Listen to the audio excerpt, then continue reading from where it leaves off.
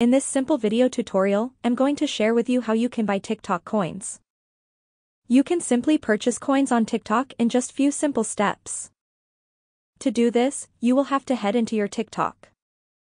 On your profile page, tap on these three lines and head into the option of balance just right here. You will have to then select this option of Get Coins. Then select the amount of TikTok coins you wish to purchase. Tap right here on Purchase and it will redeem directly to your Apple Pay verification page. To proceed, you will have to enter your Apple ID password. Make sure you have enough balance on your Apple Pay account to accept your request. When everything is done right, your coin balance will always show up on this page right here.